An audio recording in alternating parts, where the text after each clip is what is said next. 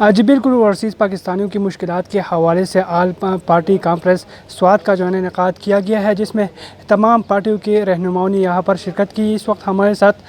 سابق ضلعی ناظم محمد ارشاد صاحب موجود ہیں، ان سے جانتے ہیں کہ انہوں نے حکومت سے کیا مطالبہ کرنا ہے اور ان کا آگے کا عمل کیا ہوگا۔ کیا کہیں گے سر آپ؟ کہ جس طرح اس وقت کے حکمران وزیر اعظم عمران خان صاحب بار بار اسی اوورسیز پہ سیاست کرتے تھے اور اسی اوورسیز کے لیے بہت سے مراحت اور بہت سی چیزوں کی جب اپوزیشن میں تھے تو اعلانات بھی کیا کرتے تھے، آج وہی اوورسیز جو اپنے گھر کو آنا چاہتے ہیں، جن کی چھٹیاں ہو گئی ہے، جن کے لوگ بیمار ہیں، جن کے پاس لاشیں پڑی ہے، وہ سارے کے سارے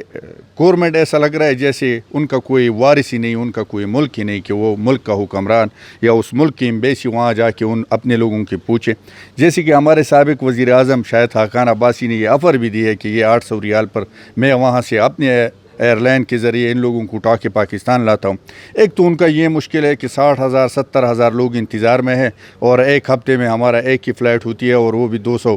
پاسنجر لے کے آتے ہیں۔ سب سے بڑی مشکل تو یہ، جبکہ پوری دنیا نے بشمول افغانستان جو ہمارے پڑوس میں ہے اور کتنا غریب ملک ہے اور جنگ زدہ بھی ہے، اس نے اپنے تمام رہائش، اپنے تمام باشندے جو ہے اپنے افغانستان لے کے آئے ہیں۔ خصوصی ہمارے سوات کے لوگ جو ہے افغانستان کے ایئر لائن کے ذریعے کابل میں اتر کے اور پھر پاکستان کے بارڈر کراس کر کے اسی ملک میں ہے، تو یہی تو ہماری حالت ہے حکومت کی۔ دوسری طرف اگر ہم دیکھیں گے تو جیسے ہی وزیر اعظم صاحب بہت سے فنڈ کا اعلان کر رہے تھے کہ 1200 ارب روپے جو ہے وہ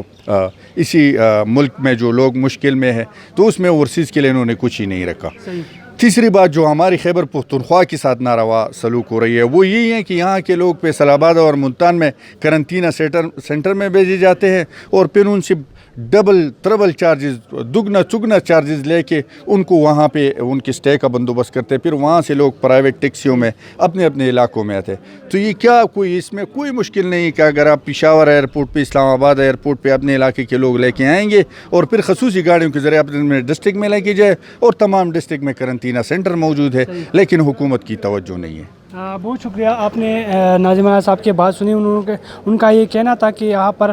جتنے بھی آل پارٹی کے لوگ موجود ہیں، انہوں نے حکومت سے مطالبہ کیا ہے کہ اوورسیز پاکستانیوں کے جتنے بھی مسائل ہیں وہ پوری طور پر حل کیا جائے۔ جی